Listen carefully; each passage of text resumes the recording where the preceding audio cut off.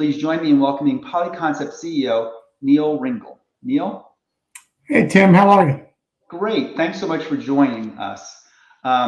So let's get started with a sort of a short recap of how things are going at Polyconcept so far in 2021. How's it going from a sales perspective, from a product perspective? There's a lot happening in the world right now. How are things at Polyconcept? Yeah, thank you for having me. And boy, you didn't tell me I was going to come after Richard. That was incredibly inspiring. How are things going in 2021? Better these last few months than the first few months. We've seen a continued trend of business recovering, as I'm sure many of the distributors and suppliers who are joining us today have seen. We've seen certain categories just explode compared to where they were pre-pandemic, and we're blessed at the moment with terrific demand back to 2019 levels for the most part, or climbing close to back to 2019 levels. That's great. So you're seeing some explosion in some categories. Can you share any of those categories with us? What's the hottest thing right now in some of the categories? And boy, back to 2019 is an impressive number. So is that sort of a year-to-date number? Is that sort of on a trailing basis? Sort of how are you looking at 2019? I'm looking at it month by month. I mean, this year has been one of constant improvement, but coming off a obviously very difficult time for the industry and for our company as well. So I look at everything compared back to pre-pandemic levels. How are we doing before the world got turned upside down? And so no, on a monthly basis, and we're seeing demand in September and continuing into October. In many categories exceeding. Our apparel business is up tremendously over 2 years ago. We're particularly strong in things like drinkware and bags, and we've seen categories that in 2019 were good for us, like blankets, just go up exponentially. So yeah, it's been an interesting ride, and obviously, having the supply chain to support it, the unpredictability of the demand as it's come in has been a lot of challenges, but they're good challenges to have now, unlike maybe where we were a year and a half ago. Yeah. Your decision not to do PPE, is an interesting one that was really studied and discussed a lot among suppliers and distributors. Tell us about that decision process. Sort of how did you process that with your team? And in hindsight, would you do anything differently about that? Well, let's start with, when we all went home back in April of 2019, we thought it was going to be for a few weeks. And obviously many of us are still working from home. Many businesses still are. I read a Wall Street Journal article. I think offices in New York are back to 35%, right? So the world still isn't back. But at the time this happened, we did what everybody did. We looked at our business. We planned for what would this be like if it went on for a month or 2 months or 3 months, and obviously it went on for a lot longer, right? So in hindsight, we probably thought this was going to be over sooner than it was. The decision on PPE was I'm not going to say it was an easy one, but it was a clear one for us. What do distributors look to Polyconcept for? What do they see PCNA as in their supply chain? And while we had access to buying PPE, we have a very large global sourcing office in China. We decided not to lean into the category because at the end of the day, what we do best is develop product, decorate product, and deliver product. And most PPE was undecorated. And while there was a need out there, we didn't feel that our core competency would be leveraged by providing it, right? So we decided rather than to go into that space, and I'm glad others did, and I know others did quite well with it, but we decided that during the pandemic, we would narrow our focus to expand our reach, meaning we would concentrate on a few things that would help us in the long run of our business rather than looking for some of the short-term fixes. Interesting. Given that you're a private company and you're owned by private equity, that long-term vision or that long-term look is something that I think many people might think that private equity companies, aren't able to do. So can you talk a bit about sort of what that process is in terms of working with your board and your investors, and what that time horizon sort of looks like, and how do they go along with that, I guess? Now, I'll tell you this.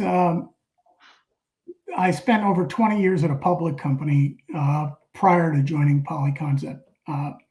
And public companies are very much oriented to reporting quarterly improvement or quarterly results.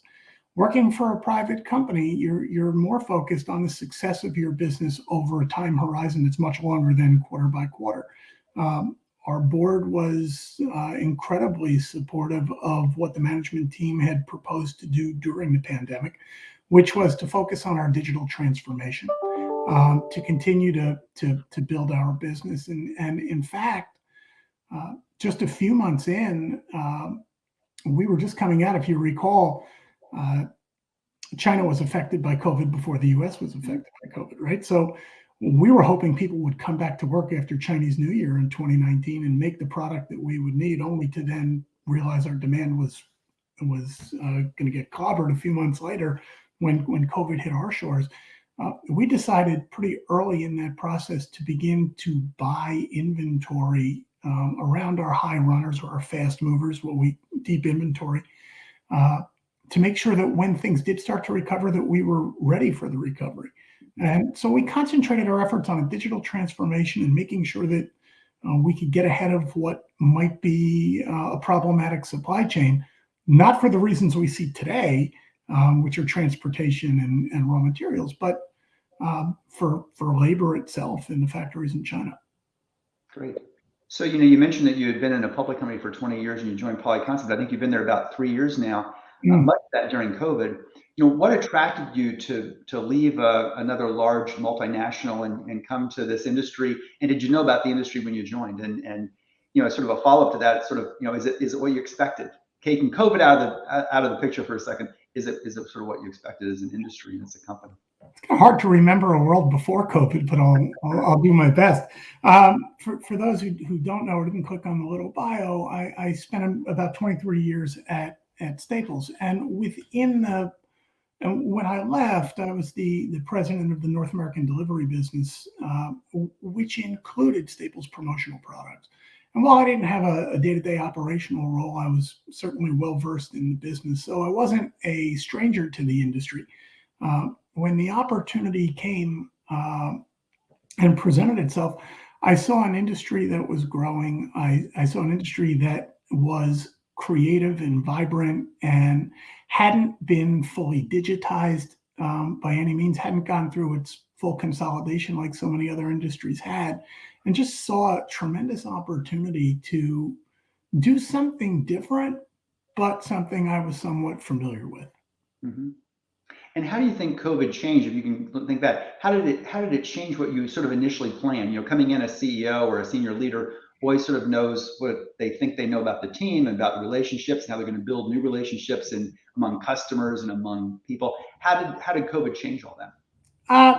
I think COVID interrupted a few things, but I don't think COVID changed all that much. I was very fortunate to have 14 months on the ground before we were forced out of our traditional workplaces. So in those 14 months, I got to know the company very well, the talent very well. We continued to build our team and did a lot of that in the first year that I was here. So when we were forced to go virtual like everybody else was, it was a continuation of what we were doing. And frankly, this created a lot of intimacy. You could just click, you didn't have to find anybody. It was very easy to track people down. And because we had to go through the shared experience of COVID, the tightening our belt, thinking about our priorities, getting our strategic initiatives in place, I think really in many ways forged our team together.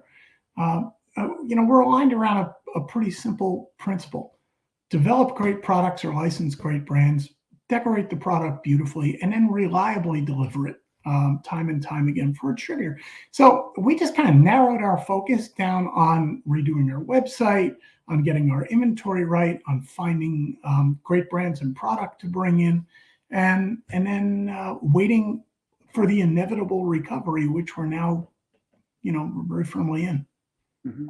A lot of us are deciding how to manage our workforce. You mentioned that a couple of times, that remote work, and obviously you've got people that are in the offices managing, or, in your warehouses managing inventory and imprinting, et cetera.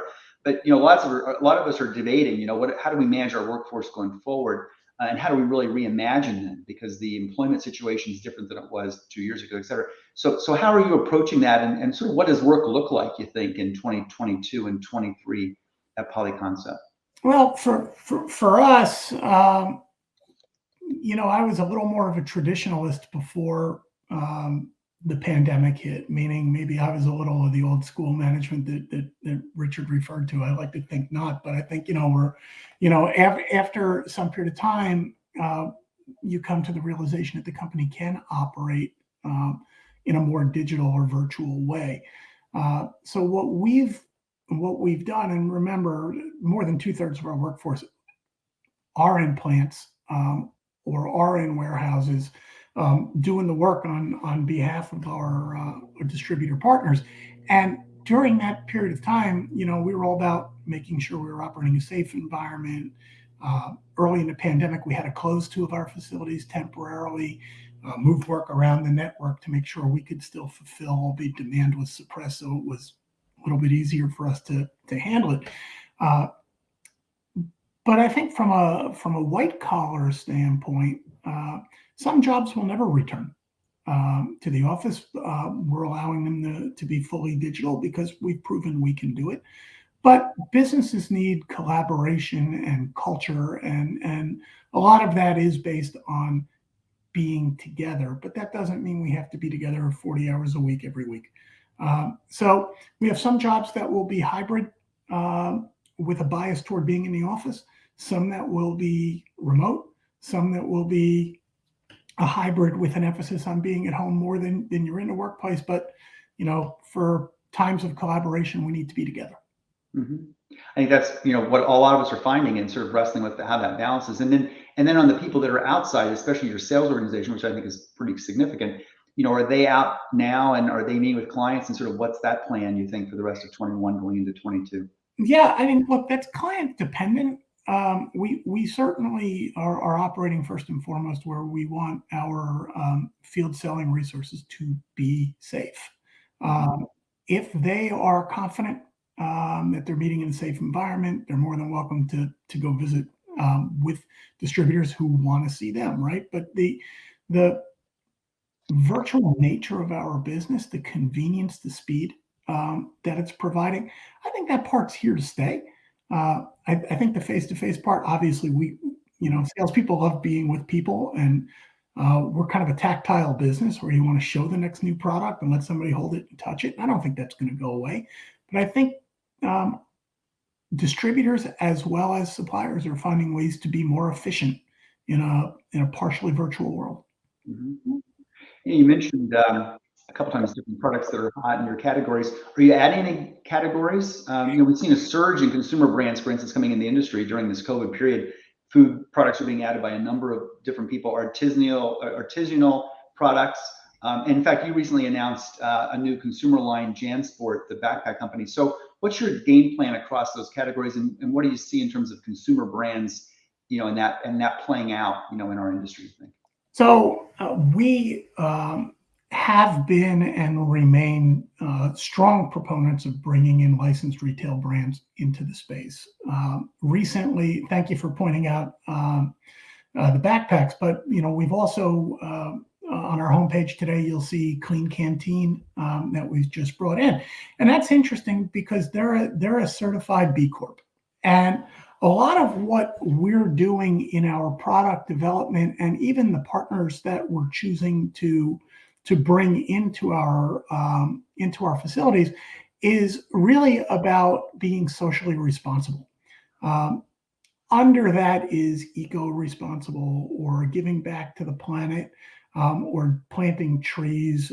Recently, we brought 10 Tree into our apparel business, and 10 Tree is another B Corp, tremendous proposition that they plant 10 trees for everything that they sell, right? It's pretty amazing. We've brought in Hydrate Spark, Stojo. I mean, just a number of brands, and our team's doing a great job of finding those brands because they all dock to the eco cause or the socially responsible cause. And I believe the number for us this year on the products we introduced, well more than 50%, more than 70% are with companies that have a socially responsible message. We think that's what the market is calling for, and we know from distributor feedback that these items are being incredibly well received, and we're going to continue to concentrate our development around those types of brands or products. Great. You mentioned apparel. Polyconcept became one of the first large hard goods companies that bought an apparel company and got into apparel in a big way, and also decorating. The promise, for all of those organizations really has been sort of that one-stop shop, one invoice, less shipping hops, et cetera. So how big is apparel turned into from a business perspective for you, and how much is decorated blank, US versus Canada? What's that business looking like? So I'll say as a category, thank you. Our Trimark business is a great business, and I would say the fastest growing category in our portfolio over these last few months.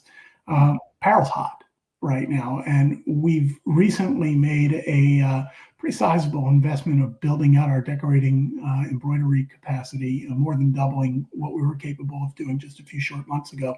And we're committed to the category, and we think being a vertically integrated supplier, and I use that term maybe not in its traditional sense, but we source it, we store it, we decorate it. There's no double handling, and we get product out pretty fast. We think is a very unique value proposition, and we've chosen to focus on a limited few types of products, few lines of products. Right, we're not at the lower end tees part of the business. Other people do that extremely well, but outerwear and fleece and again, Tentry, looking for fabrics and products that support that social responsibility.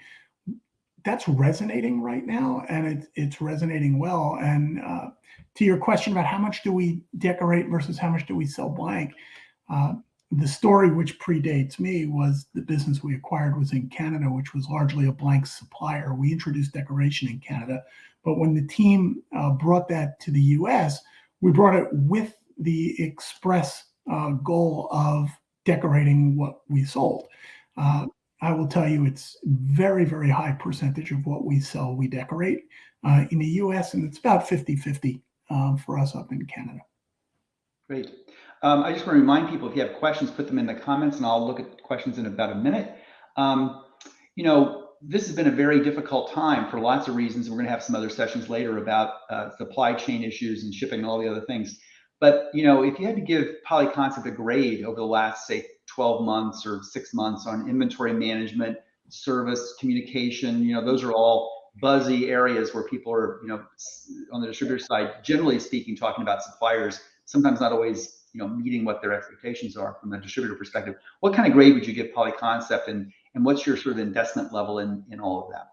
Sure. That's a neat question. I won't try and do this on a curve. So let me grade us, sincerely.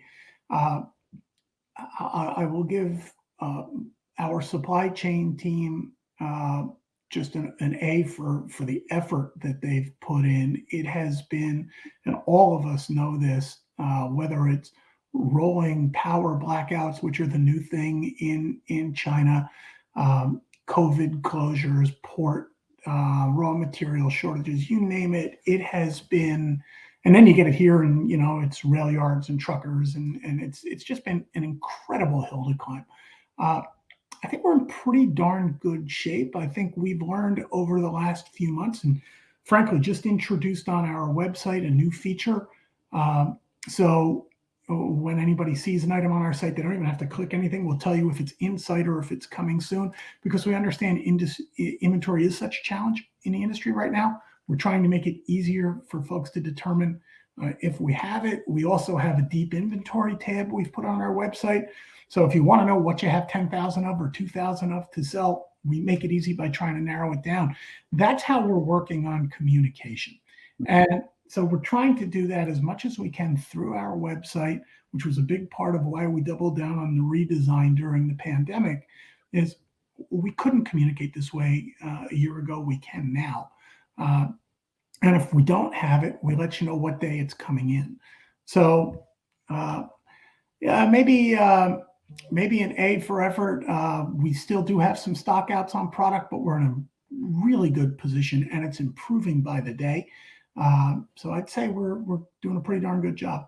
Great. We've got a few questions. Let me just ask a couple here. Can you talk about the people portion of the sustainability plan for Polyconcept?